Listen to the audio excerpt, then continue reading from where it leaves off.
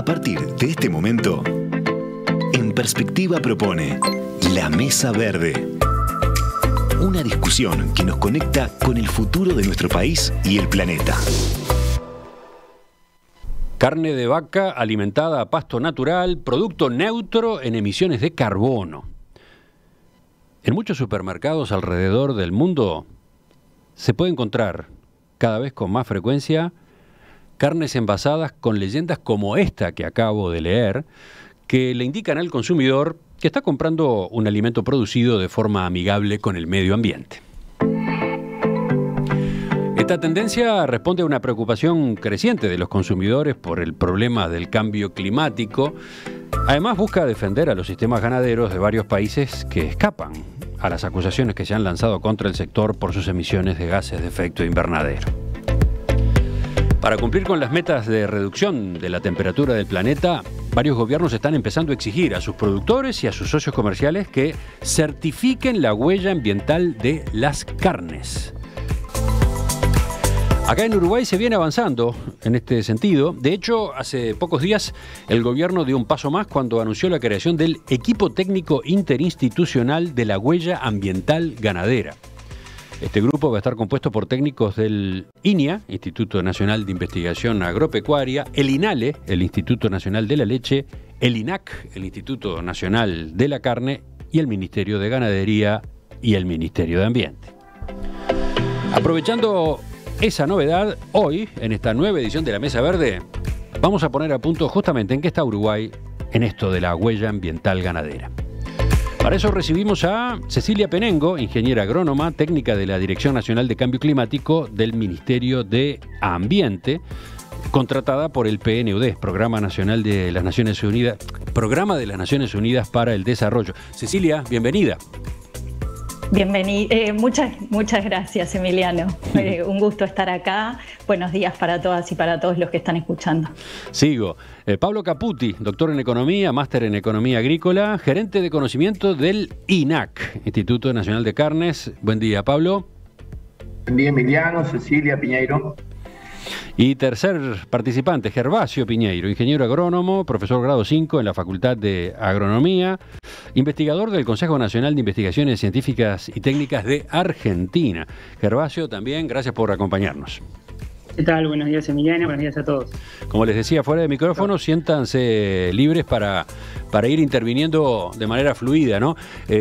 Pero me parece bueno empezar, y ustedes dirán quién contesta, ¿qué es la huella ambiental? Aclaremos eso. Yo decía recién, ¿es el saldo neto del impacto ambiental de una cierta producción? ¿Está bien así? A ver. Dale, Gervasio. Yo me animo.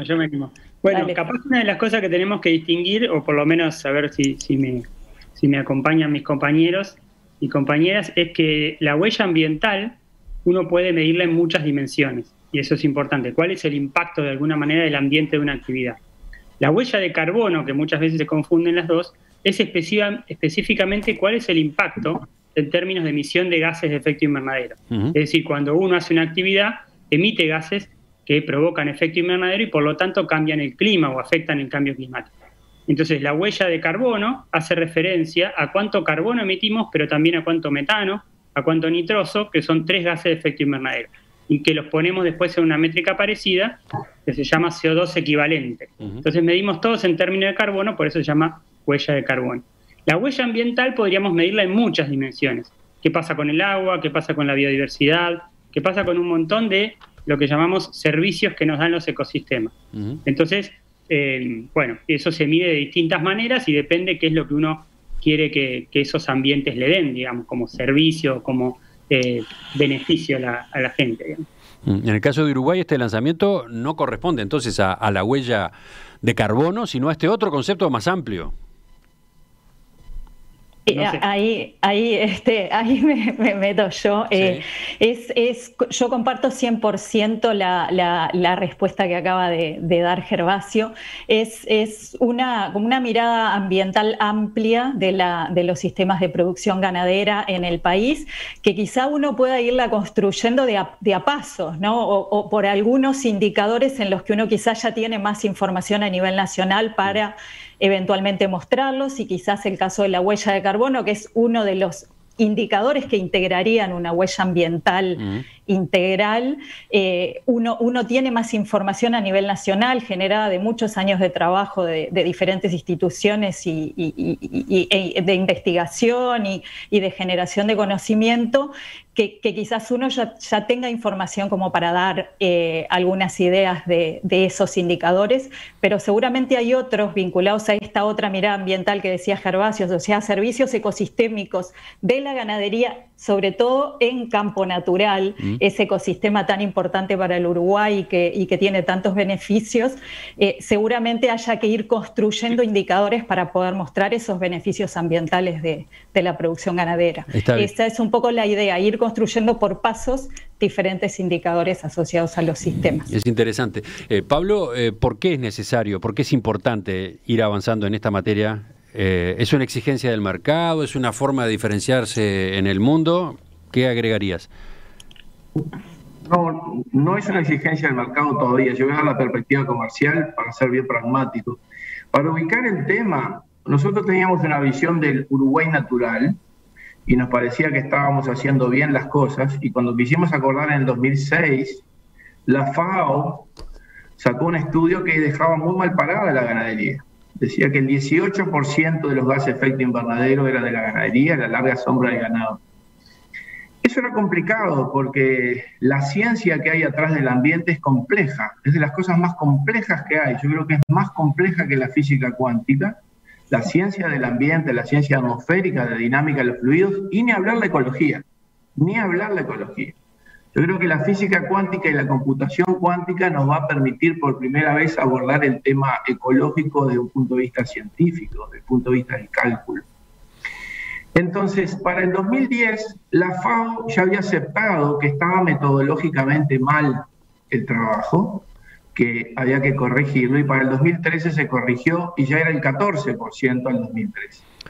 Y el tema del metano no está laudado, porque el metano multiplica por mucho, por 28 en los cálculos, y el metano, a diferencia del CO2, que dura 1000 años, dura 10, 12 años en la atmósfera, es decir, se degrada y forma un ciclo, y esa es la visión ecológica correcta de los ciclos, por lo cual podría cambiar dramáticamente la ecuación del carbono. Ese es el primer punto.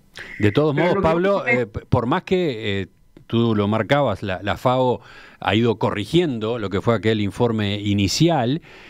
Como siempre hace la ciencia, sí. Sí, pero digamos que la acusación quedó, ¿no? La ganadería, la producción de carne, por ejemplo, como la que se desarrolla en Uruguay y en otros países, quedó cuestionada. Y aquellos informes han sido tomados como caballito de batalla para varias campañas en contra de la carne, ¿no? Con consecuencias dramáticas, porque muchos jóvenes, pensando que no comiendo proteína animal salvaban el planeta, y el veganismo, si no es bien balanceado, produce terribles consecuencias en la salud, como ya están experimentando en sus propios cuerpos. Es decir, ser vegetariano es un desafío nutricional para gente que sabe mucho y equilibra bien, porque la carne concentra de una densidad nutricional tremenda y resuelve la mayoría de los problemas. Pero lo que voy con lo de la huella es, primero, no es una exigencia comercial, pero lo que está interesante es pasar de una visión más defensiva de este sector a una visión más ofensiva, porque nosotros creemos que la gran huella, y ya le paso la palabra para no monopolizar, la gran huella que ha dejado la ganadería en 400 años es construir este país. Esa es la huella ambiental de la ganadería. Lo que hizo fue construir este país. Lo que tenemos que hacer es mostrar qué país se construyó con esa ganadería, porque ese campo natural que está ahí no es el que estaba hace 400 años. El ecosistema que tenemos hoy es un ecosistema alterado por la mano del hombre, del cual nosotros estamos bastante satisfechos, lo cual no quiere decir que no tengamos deberes, ¿no? Siempre en esto hay muchos deberes para hacer, pero bueno, paso un poco la palabra. Sí, ¿dónde está parado Uruguay en esta materia? Les pregunto a Cecilia, a Gervasio, ¿nuestro país viene corriendo de atrás en esto de defenderse o implementar sistemas, por ejemplo, para la captura de gases de efecto invernadero en la ganadería? ¿Cómo estamos? Uruguay, en realidad yo, siguiendo un poco el razonamiento de Pablo, es Entender que todo esto es para el país una oportunidad de generar información robusta, con buena base científica y metodológica para realmente mostrar cuál es la realidad de estos sistemas de producción en Uruguay y sobre todo a nivel internacional diferenciarse de otros países que producen carne de otra manera, que a veces es como el que nos terminen metiendo en la misma bolsa que otros países que hacen las cosas de otra manera, muchas veces es de las dificultades que tenemos que enfrentar como país chico, por lo menos a nivel de las negociaciones internacionales. A ver, ahí te pido una pausa. ¿Qué pasa con otros países? Porque estoy seguro que muchos de nuestros oyentes piensan que la carne vacuna se produce en todo el mundo de la misma manera, igual que acá. Y no es así, ¿no? ¿Cuáles serían los países o cuáles serían los sistemas de producción que sí afectan más el medio ambiente? Una de las principales problemáticas asociadas a la producción de carne en algunos otros países de la región es el tema asociado a las emisiones por deforestación, en realidad de algunos ecosistemas naturales como los bosques, la selva amazónica, en el caso de los países latinoamericanos, que de alguna manera generan emisiones, retiran la cobertura arbórea, generando las emisiones respectivas para producir carne en esa misma tierra.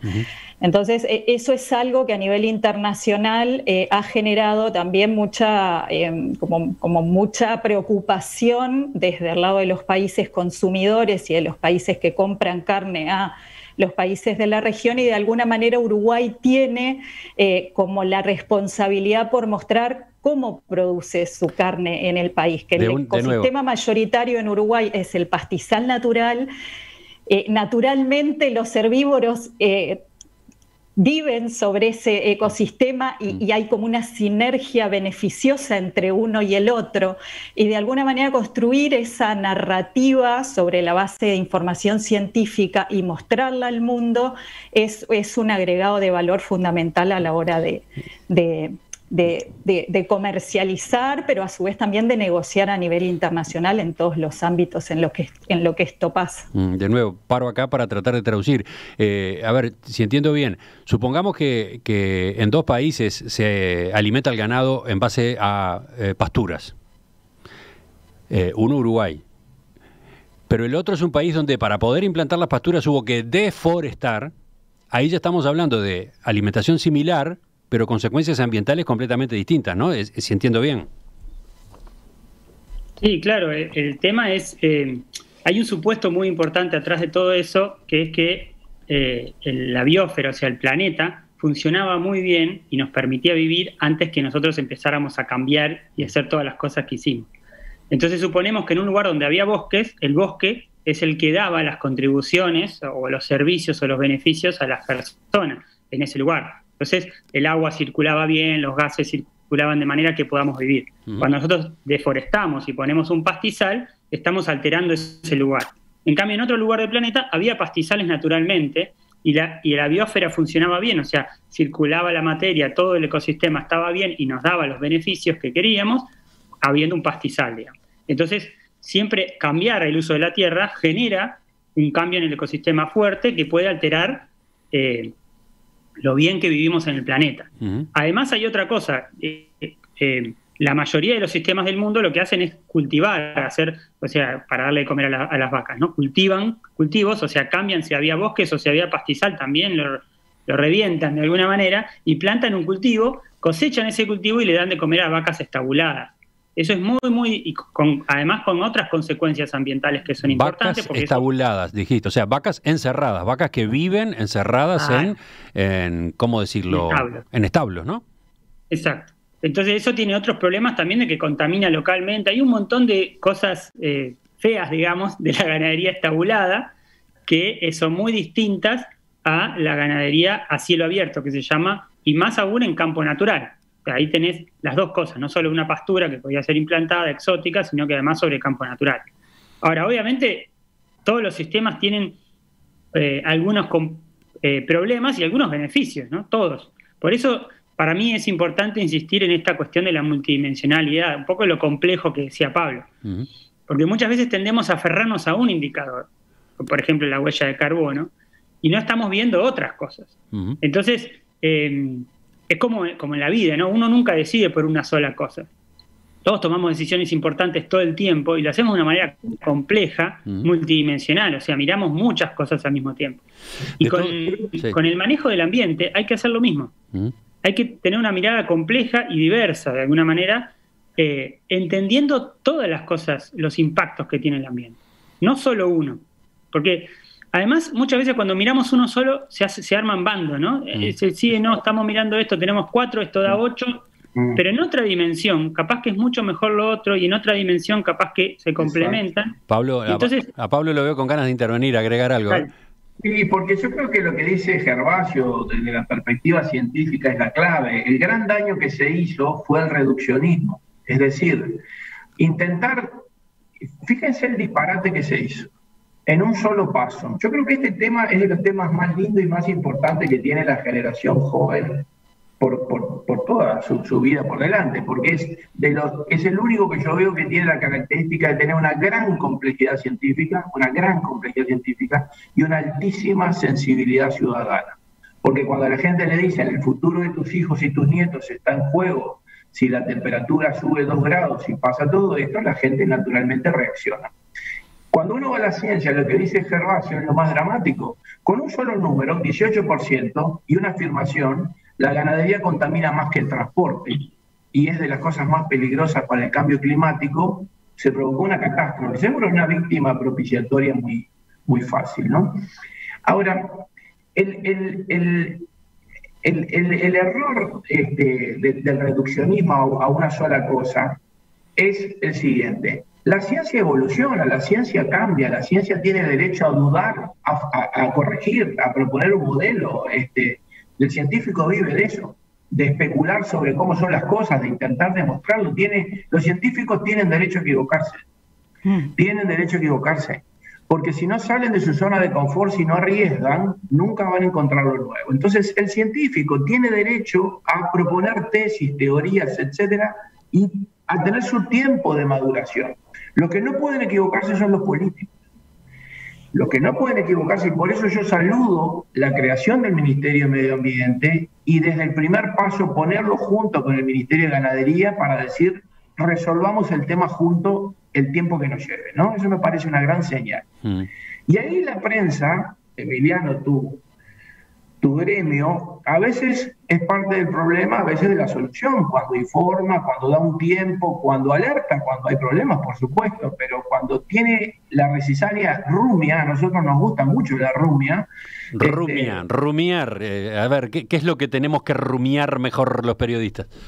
A mí me parece que lo que tienen que rumiar mejor es este tema del cambio climático, es un tema hermoso para rumiarlo, para hacer un primer consumo, intentar digerirlo, procesar el pasto, la celulosa, lo duro, hasta transformarlo en ese nutriente maravilloso que es la carne. Creo que este tema merita una rumia y creo que estamos en esta misma tertulia y este tiempo que vive Uruguay y es parte de esa rumia para conseguir un producto de mejor calidad. Yo creo que vamos en la dirección correcta ahora. Cuando empezó todo nos sentíamos muy mal, pero no solo por sentirnos atacados, por sentirnos que no se estaba respetando la buena ciencia. No sentíamos que hubiera buena ciencia ahí, que hubiera ciencia de fondo. Y voy a hacer solo un comentario. Me parece que le sacamos el foco a lo que es el problema. El problema fue el siglo del petróleo. Removimos todo el petróleo, todo el carbón y todo el gas que había sido el gran sumidero durante millones y millones y millones de años. Y en un siglo sacamos todo eso y lo pusimos arriba.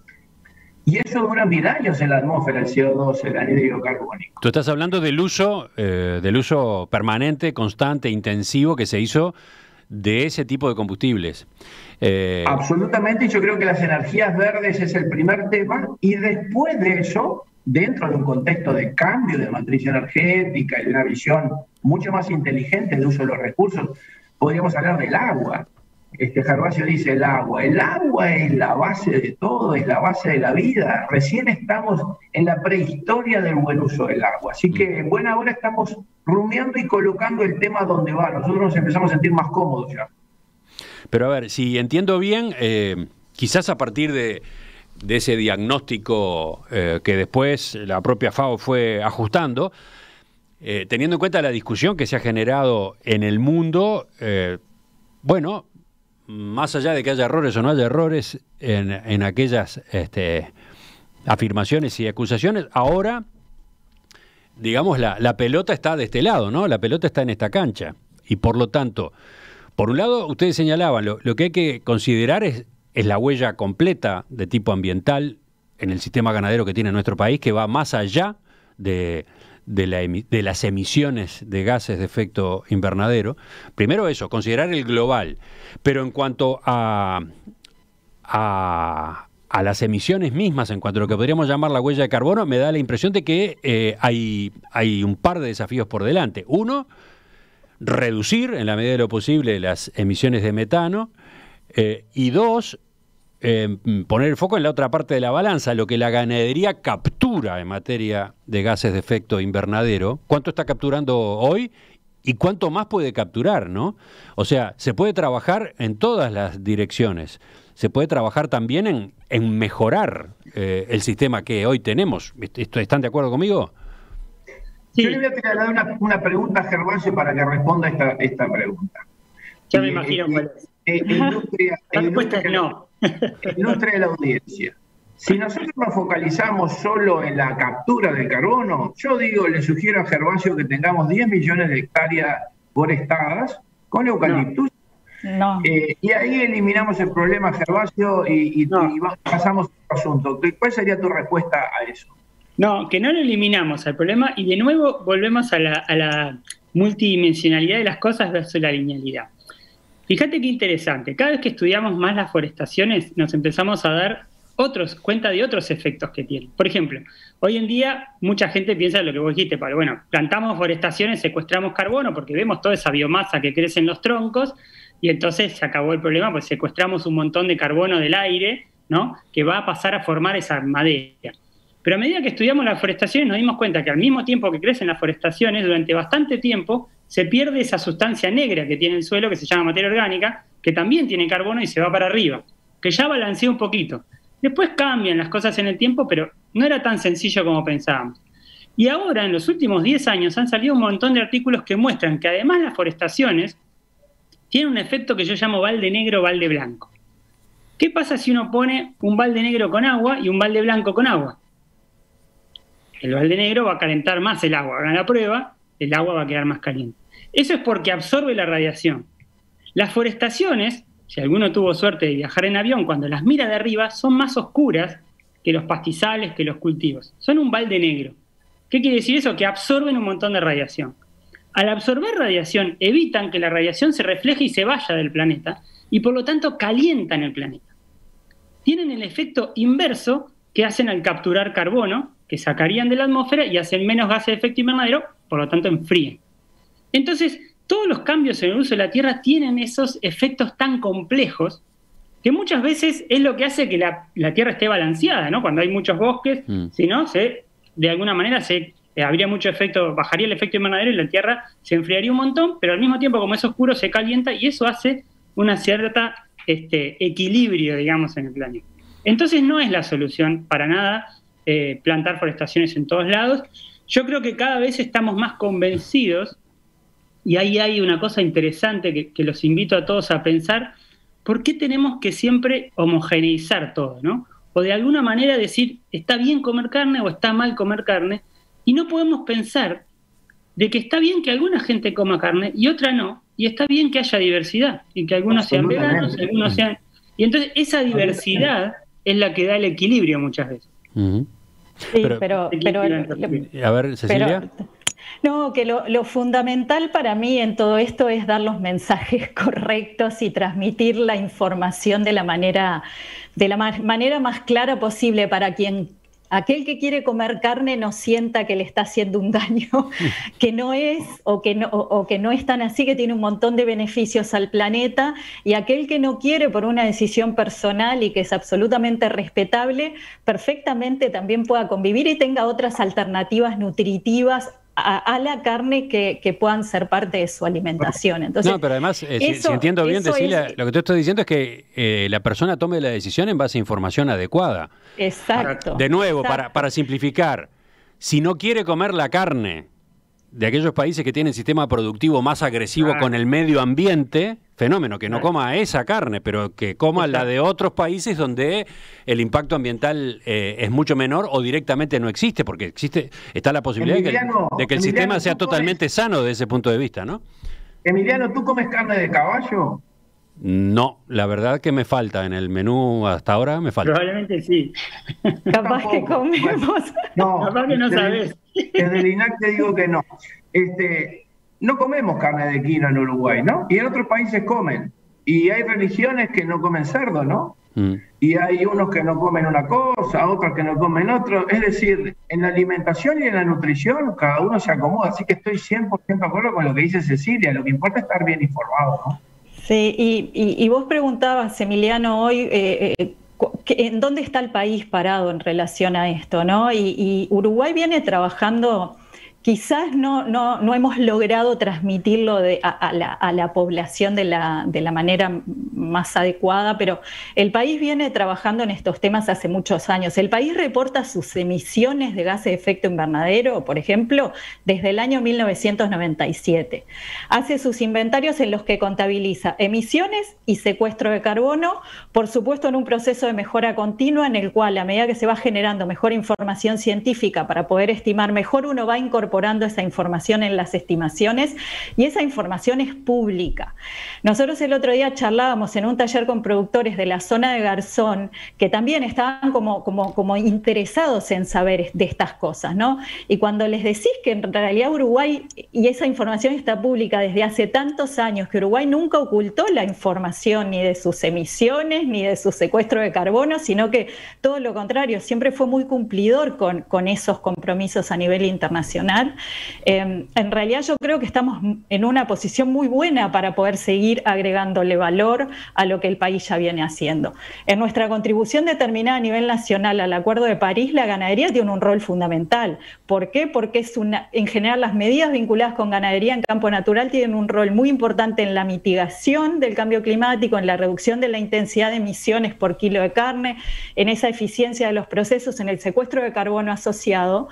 Pero además también tiene una sinergia muy importante con la adaptación, que es una prioridad de política en Uruguay, la adaptación al cambio climático y la resiliencia de los sistemas. Entonces, Uruguay viene y está incorporado en sus instrumentos de política de cambio climático hace muchísimos años y el Ministerio de Ganadería viene trabajando en diversos proyectos sucesivos de agregado de valor permanente a todos estos temas y de generación de mejor información, lo mismo la academia. Ahí está. Me gustaría que enseguida viéramos que estamos bien. Me gustaría que enseguida viéramos los dos planos, ¿no? Uno, la recopilación de la información y, por ejemplo, no sé, el cálculo de la huella ambiental del sistema ganadero uruguayo.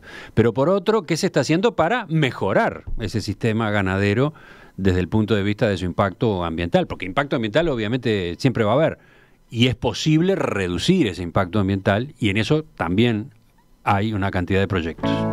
Ya continuamos en La Mesa Verde. Hace unos minutos llegaba el mensaje de Daniel que preguntaba de quién es el cuadro que está detrás de Emiliano. Seguramente él nos está siguiendo en la emisión en video, ya sea en YouTube, ya sea en Cardinal TV o en Nuevo Siglo. Sí, es la costumbre, ¿no? Hace ya meses, más de un año, Arte UI en perspectiva, cada semana un autor.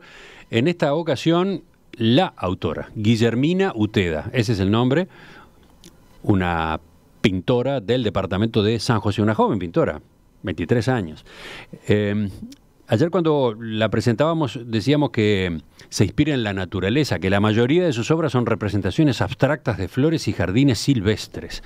Bueno, podría preguntar, a ver, a los oyentes interesados, ¿dónde están los jardines? ¿Dónde está la naturaleza? En esta obra en particular, que parece tan abstracta. ¿Lo ven? ¿Va por ahí la cosa? Y les digo el título para complicarles más la vida. Moulin Rose sería así lo denomina ella. Entonces, ¿Qué nexo hacen entre el título y eso otro que les venía comentando? ¿Cómo les resulta? Bueno, si están en nuestra emisión en video, fenómeno. Si no, vayan a nuestra cuenta de Instagram. Ahí tienen incluso más ejemplos de la obra de Guillermina.